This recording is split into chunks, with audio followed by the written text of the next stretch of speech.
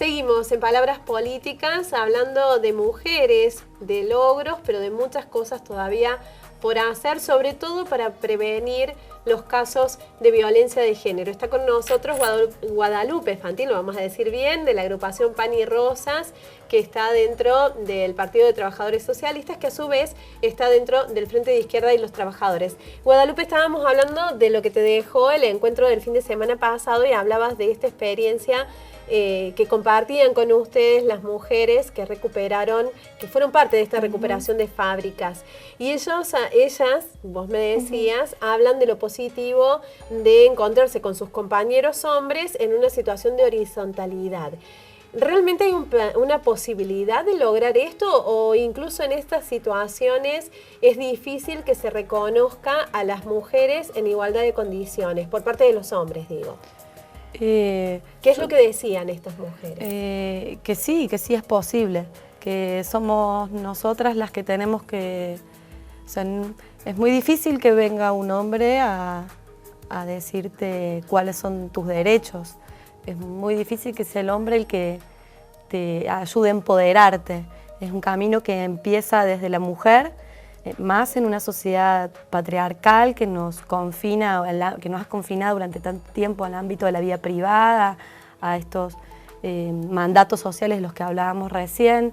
Entonces, cuando las mujeres somos conscientes de nuestra situación de género, de nuestra situación de opresión, somos quienes tenemos que decirle a nuestro compañero cuando tiene una actitud machista, cuando tiene un comentario incluso, para ayudarlos, porque me parece que la construcción de una nueva sociedad donde se acaben estas desigualdades, donde haya una igualdad de géneros, donde se acabe la opresión de uno sobre otro, es de manera conjunta, ¿no?, entre hombres y mujeres.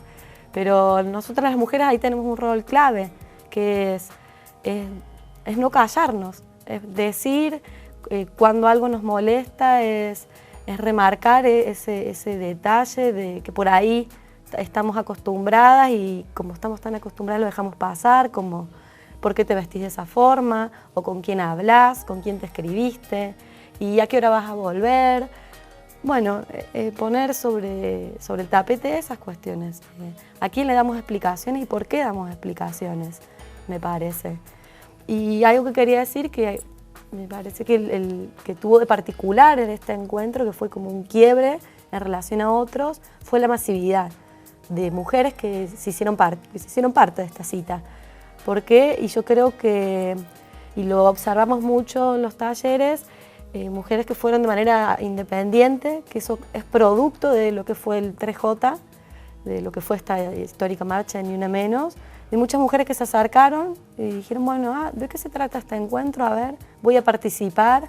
Algo que antes no se venía dando, hablamos del año pasado cerca de 15.000, o sea, se ha más que duplicado la cantidad de participantes, y eso es producto de que, bueno, de que nos estamos animando a sacar a la luz nuestros reclamos, por sobre todo lo que es en relación a violencia, porque la violencia por lo general es algo que se da en el ámbito privado, entonces estamos muy solas en eso, y el Ni Una Menos nos permitió ver que en realidad lo que me sucede a mí también le sucede a quien tengo al lado, que la violencia no es solo el golpe, que son un montón de cuestiones más.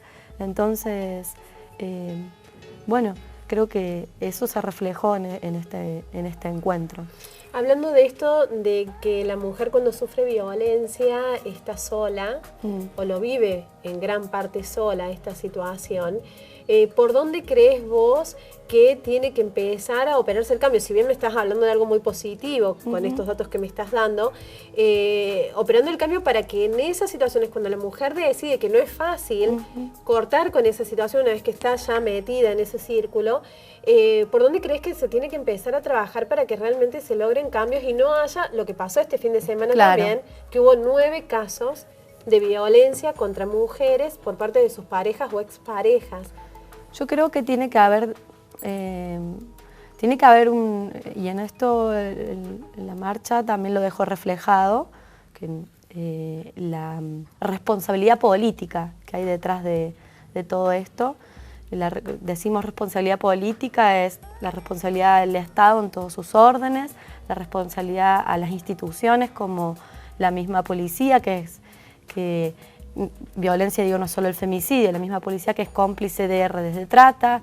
Decimos que es este mismo Estado que no legisla el proyecto de ley de aborto legal y seguro y gratuito, porque las muertes por abortos clandestinos rozan el mismo número, la misma cifra de mujeres víctimas de femicidio, que no es solo, o sea, es una cuestión de salud pública, pero también son femicidios encubiertos.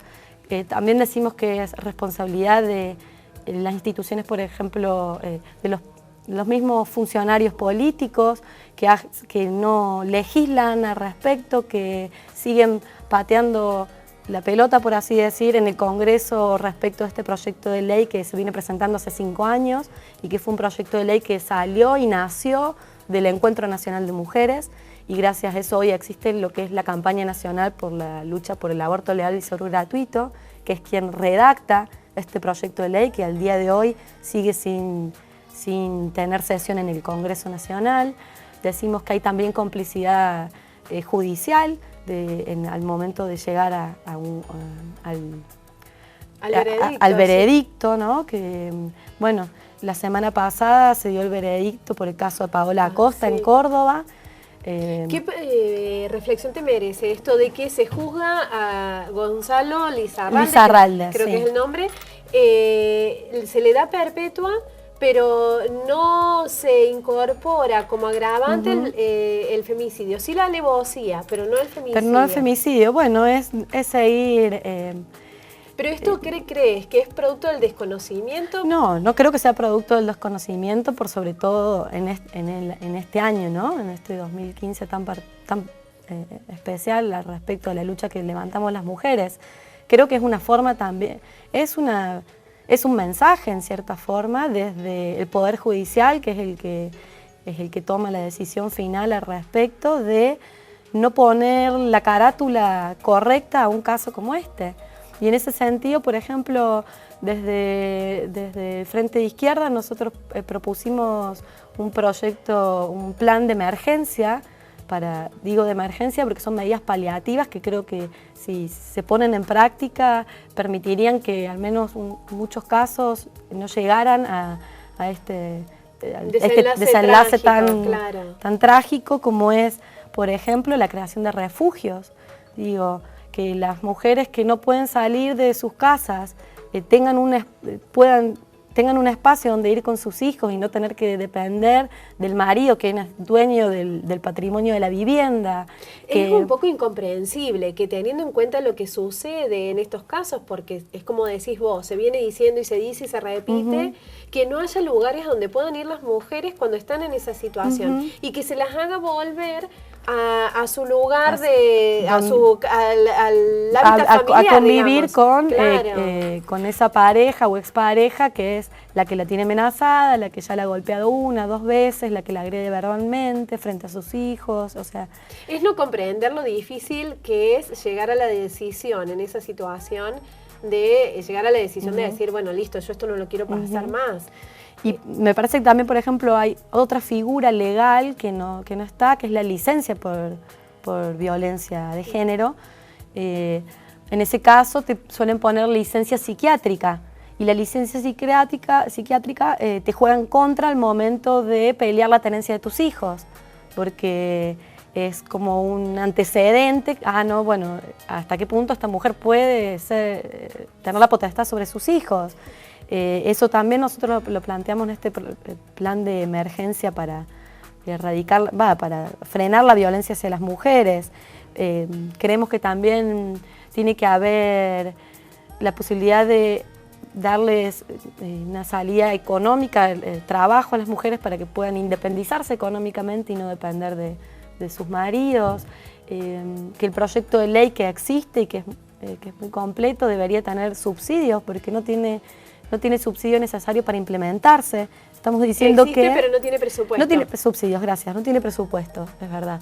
Estamos diciendo que hay un presupuesto anual de 625 millones de pesos a iglesias y basílicas para que sean recuperadas cuando para esta ley se destina 15 millones. O sea, estamos hablando de que se destina 40 veces más a la reconstrucción de basílicas, a estas instituciones, que es una de las principales que pone frenos sobre nuestros derechos a elegir libremente sobre nuestro cuerpo, y no sobre una ley que busca erradicar la violencia hacia las mujeres. Vaya dato, claro, claro. Entonces, bueno, hay voluntad política.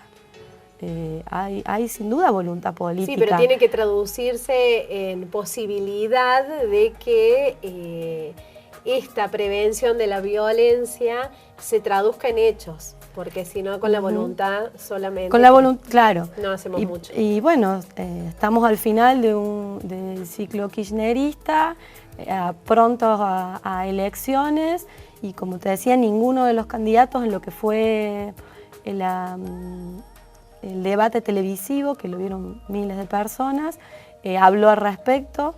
Nuestro candidato a presidente, Nicolás del Caño, fue el único que dijo: estoy a favor del derecho al aborto legal, seguro y gratuito. Entonces, en la agenda política de los principales candidatos no está planteado qué va a suceder con las mujeres, y me parece que cuando un hecho de violencia social altera el orden social constituido, digamos, o sea, cuando hay un hecho de violencia se altera el orden social constituido. Pero cuando hablamos de que una mujer muere diariamente, o sea, cada 30 horas hay una mujer menos, estamos diciendo que eso sucede dentro del orden social en el que vivimos, que no se altera el orden social, sino que es parte del orden social en el que estamos viviendo. Bueno, ¿qué respuestas tienen a esta situación los candidatos que hoy se presentan a presidentes? Entonces, hay una cuota de voluntad política, porque en estos 10 años estamos hablando de 1.800 femicidios, estamos hablando de 300 muertes por abortos clandestinos que podrían ser evitables. O sea, en estos 10 años no hemos tenido una respuesta y las mujeres seguimos muriendo una cada 30 horas. Guadalupe, muchísimas gracias por estar acá. Por supuesto que dejamos la invitación hecha para el 25 de noviembre para sumarnos todas y todos también, porque esto es una problemática que nos compete a todos como sociedad. Así que muchísimas gracias por estar acá. Gracias a ustedes por invitarme. Seguimos en Palabras Políticas. Después de la pausa vamos a hablar de un tipo de violencia, son muchas lamentablemente, pero un tipo de violencia de género concreta, que es la violencia obstétrica. A principios de octubre se reglamentó la ley de parto respetado y a principios de esta semana se lanzó el Observatorio de Violencia Obstétrica en la ciudad de Río Cuarto. De todo eso vamos a estar hablando, pero después de la pausa.